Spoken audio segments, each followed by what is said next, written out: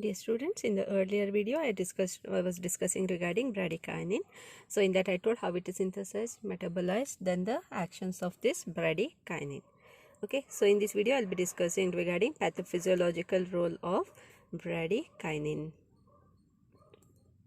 Okay, so normally this Bradycaine is a chemical mediator of inflammation. So normally it has got various pathophysiological role. Okay, the first role is it normally mediates inflammation. It mediates inflammation. Okay, so normally this is Bradycaine is responsible for producing all the signs of inflammation like swelling, redness, okay, and then itching, pain. These are usually known as the signs of inflammation. All this is normally seen due to the mediation by these kinins. Okay, so what happens is whenever there is any injury at that particular time, there will be production of these kinins, which normally is responsible for producing inflammatory process. Okay, the second one is it is responsible for mediating pain. It mediates pain.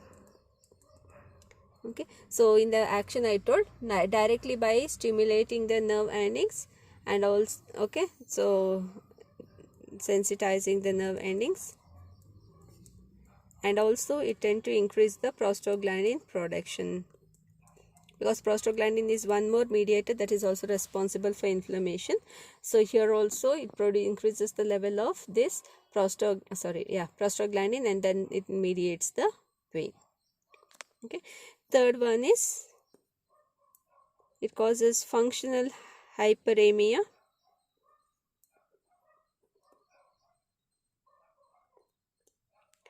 And also it is responsible for regulation of microcirculation.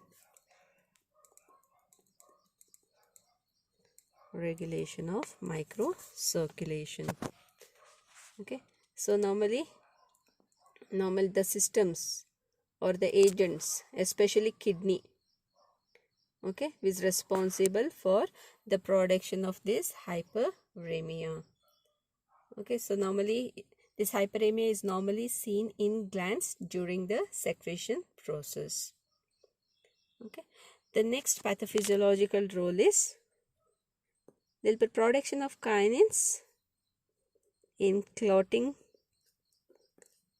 fibrinolysis process, and also complement system.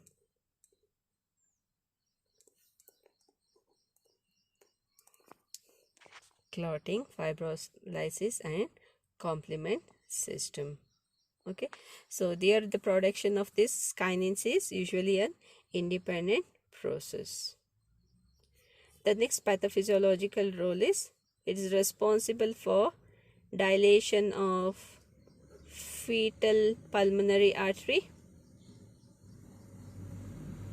causes dilation of fetal pulmonary artery, and constriction of umbilical vessels.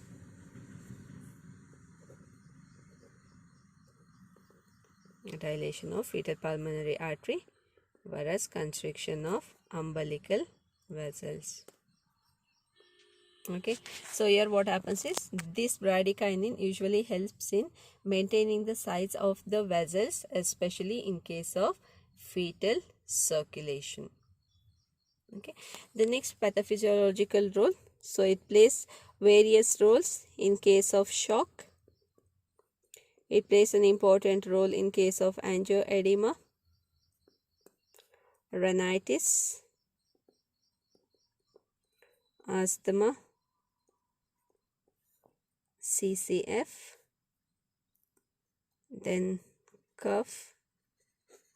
Okay, so these are the other pathophysiological roles of bradykinin: inflammation, pain, functional hyperemia and microcirculation, clotting, fibrinolysis and activation of the complement system, dilation of the fetal pulmonary artery, as well as constriction of the umbilical vessels, and also it plays an important role in shock, angioedema, rhinitis, asthma, congestive cardiac failure, and cough. Especially cough, when we say ACE inhibitor induced cough.